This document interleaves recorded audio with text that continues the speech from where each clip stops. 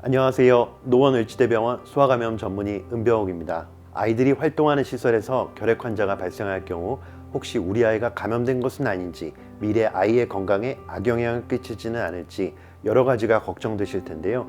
결핵이 어떤 병인지, 결핵 환자와 접촉했을 때 검사와 치료는 어떻게 해야 하는지, 아이의 건강을 위해서 보호자로서 어떤 조치를 취해야 하는지에 대해서 여러분이 궁금해하시는 내용을 상세히 설명해 드리도록 하겠습니다.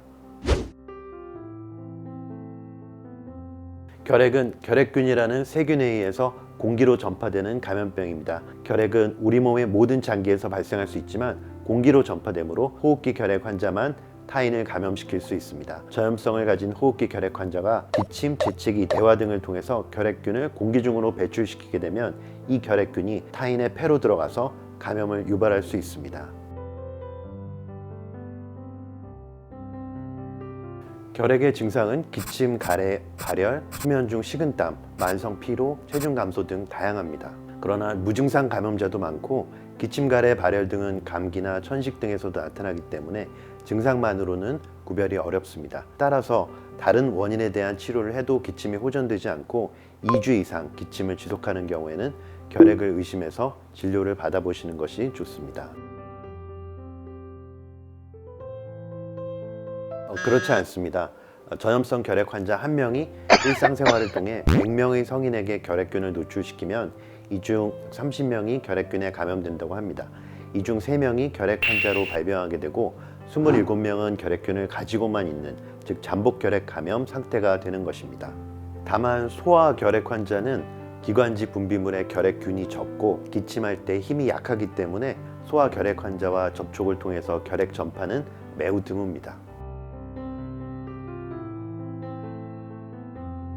잠복 결핵 감염은 체내에 소수의 살아있는 결핵균이 존재하지만 결핵균이 몸 안의 면역 기전에 의해서 억제되고 있는 상태로 전염성이 없고 별다른 증상도 전혀 없는 상태입니다. 하지만 잠복 결핵 감염자의 면역 기능이 약해지면 결핵으로 발병할 가능성이 있고 성인 감염자의 약 10%는 결핵 환자로 발병한다고 알려져 있습니다.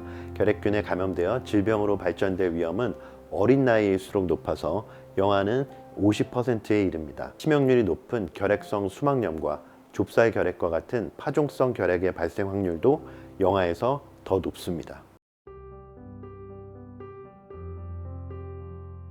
일반적으로 폐결핵 진단을 위해서는 흉부 엑스레이 검사를 하죠. 여기서 결핵 의심 소견이 나올 경우에 객담, 즉 가래 검사를 추가적으로 시행해서 결핵을 진단하게 됩니다. 하지만 잠복 결핵 감염의 경우에는 흉부 엑스레이, 객담 검사를 통해서는 확인이 될 수 없습니다. 잠복 결핵 감염 확인을 위해서는 투베르쿨린 피부 반응 검사 또는 인터페론 감마 분비 검사를 시행해서 결핵균 감염 여부를 진단하게 되는 것입니다.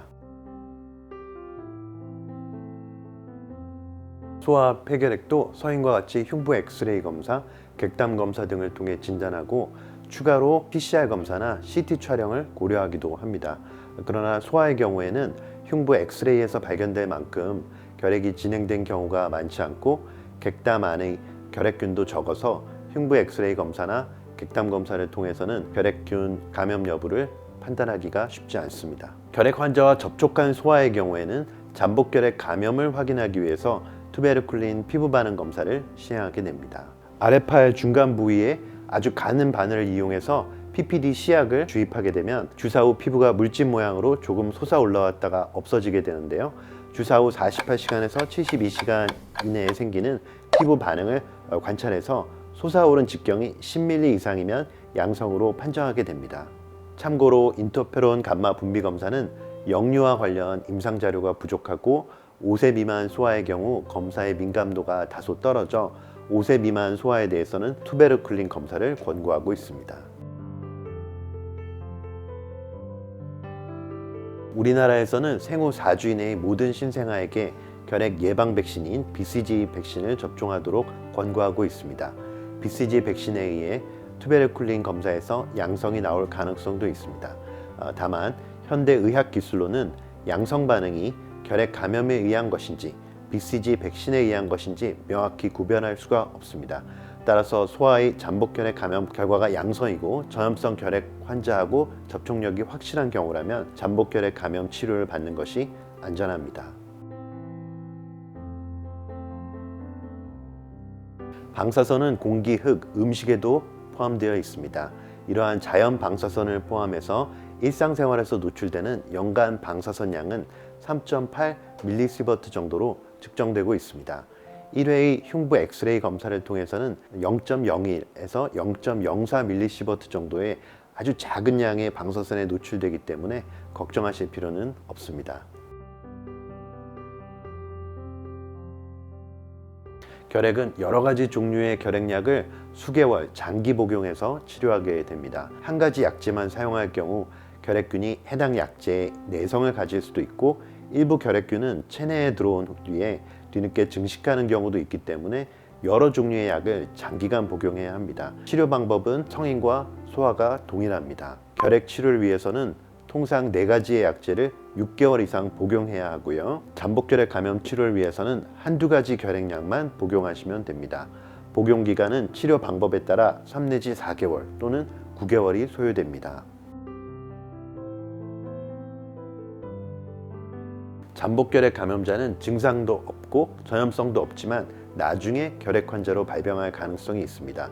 특히 소아의 경우에는 성인에 비해 미래의 결핵으로 진행하거나 결핵의 감염원으로 작용할 수 있는 삶의 기간이 더 긴 거죠. 그리고 영유아가 결핵으로 발전하였을 경우 수막염이나 좁쌀, 결핵과 같은 심각한 질환으로 발전할 위험성도 높습니다. 잠복결핵 감염은 소수의 결핵균만 존재하므로 결핵 치료에 비해 한두 가지 결핵약만 복용하면 되고, 소아는 치료 시 결핵 발생을 대부분 예방할 수 있습니다.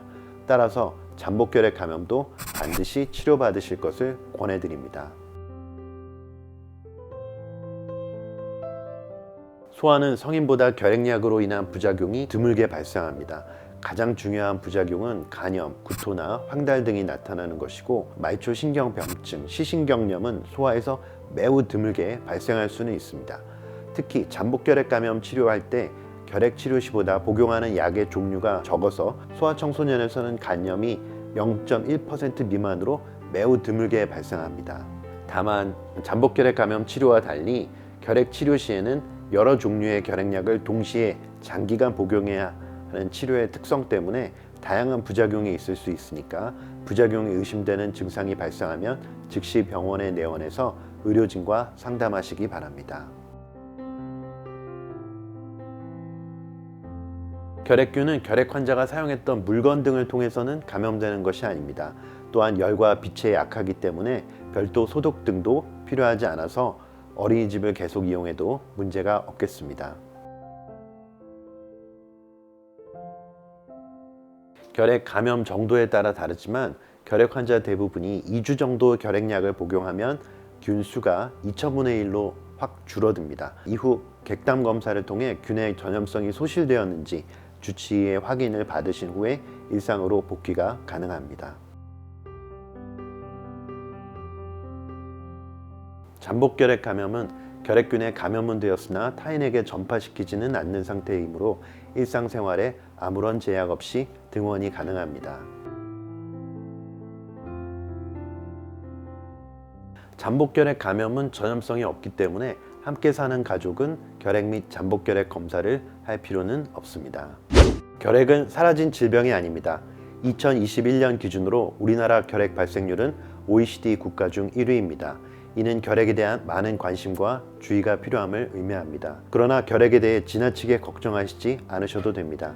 결핵은 오래된 질병인 만큼 오랫동안 연구되고 그에 대한 효과적인 치료법도 많이 개발되어 있습니다. 앞서 설명드린 대로 의료진과 상의하시고 검사와 꾸준한 치료를 받는다면 건강한 삶을 누리실 수 있습니다. 지금까지 설명을 들어주셔서 감사합니다.